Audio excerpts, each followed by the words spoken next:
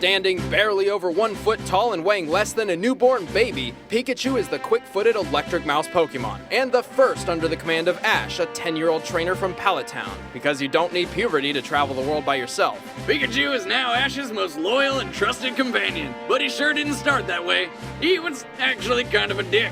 Then again, if a 10-year-old was trying to trap me in a tiny ball and make me fight other creatures to the death, that'd probably fuck him up too. Being so small, Pikachu has low stamina and physical strength, but more than makes up for it with speed. However, his EV training was arbitrary and inconsistent. EV what now? Effort value training. Every time a Pokemon wins a battle, one of its abilities improve depending upon the opponent. Taking the first seasons of the show into account, we have compiled an estimation of Pikachu's statistics upon reaching his maximum level. By defeating so many Spearow early on, Pikachu's speed is off the charts. The little lightning rat isn't just quick. He's got 2 incredibly powerful weapons built into his face. Those aren't just rosy cheeks, they're electricity sacks, which he uses for attacks like his trademark Thunderbolt. And when that won't do the trick, he can use the extra fast quick attack to surprise his foes, or Iron Tail, which turns his tail hard as steel. Electro Ball is a projectile that for some reason deals more damage the slower an opponent is. But when things get serious, he'll bust out his greatest attack, the Volt Tackle. The Volt Tackle strikes with the force of a mouse-powered Megaton warhead, but there's a catch. Pikachu receives recoil damage equaling 33% of the total damage dealt. This move cannot be used lightly. Well, that's dumb. It's like, hey, I can kill you, but I'm gonna blow up my arm. That's kind of weird.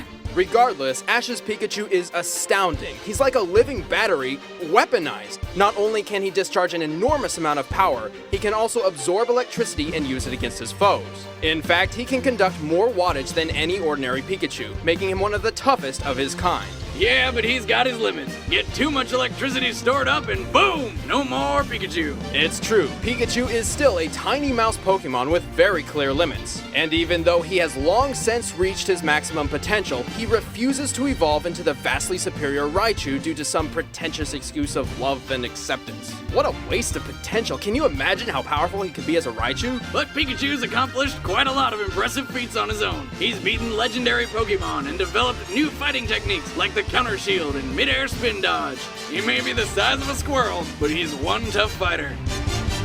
Pikachu!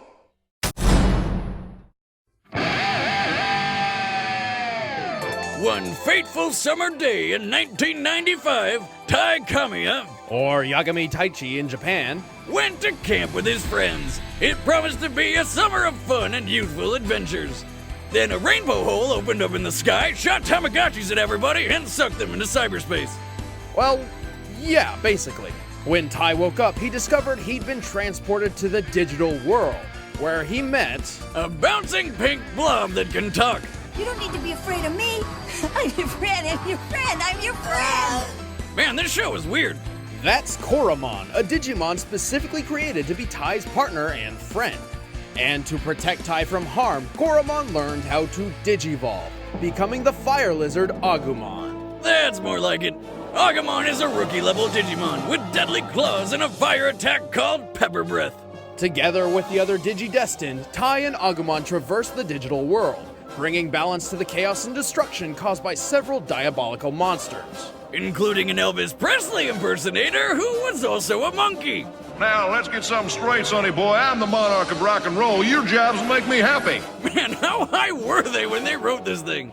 As their opponents became more and more powerful, so did the friendship between Tai and Agumon.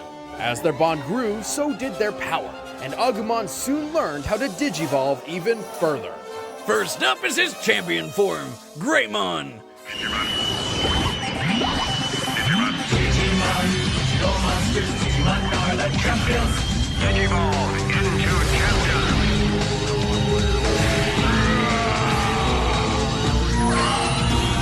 Agumon, Digivolve too? Greymon! Digimon. Unlike Agumon, who can still pull off the whole cute and cuddly mascot thing, Greymon is 2 terrifying stories tall and way more powerful. Good luck snuggling up with that. Greymon is so strong, he is more than capable of trumping other champion-level opponents in combat, especially with his trademark attack, Nova Blast. Next up is my favorite, Metal Greymon. This form's got a robot arm and shoots missiles. Metal Greymon also wears layers of chrome Digizoid armor, the hardest metal in the digital world. Since the digital world is based on the real world, all real-life metals can exist in it as well, making chrome Digizoid tougher than the likes of tungsten, steel, and titanium. And finally, there's Agumon's Mega level, War Greymon. Though he's a lot shorter than Metal Greymon for some reason, but it's a small package with a lot of punch. Quite literally, in fact. War Greymon wears two clawed gauntlets called the Draymond Destroyers, weapons which are extremely deadly against draconic foes. To add to his defense, he carries the Brave Shield on his back, which is capable of blocking attacks from other Mega-level Digimon. We've come a long way from the annoying pink blob. War Greymon's ultimate attack is the Terra Force, where he puts all the energy from the atmosphere into a big ball of total annihilation.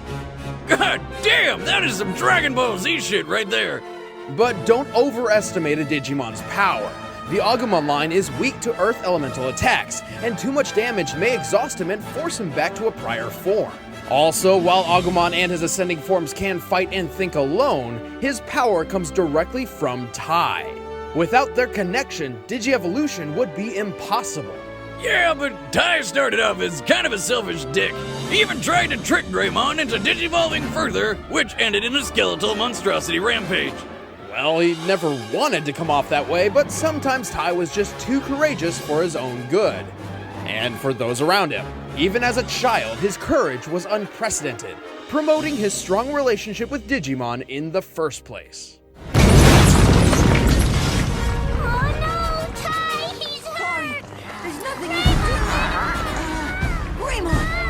He's coming!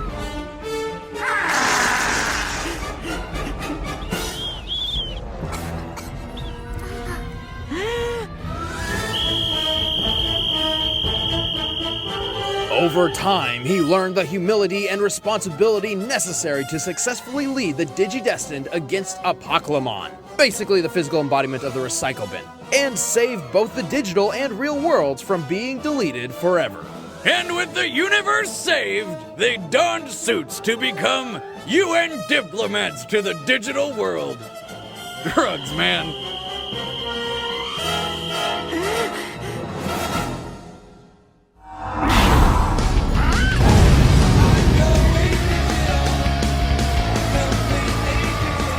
Go for it! Nova Flame!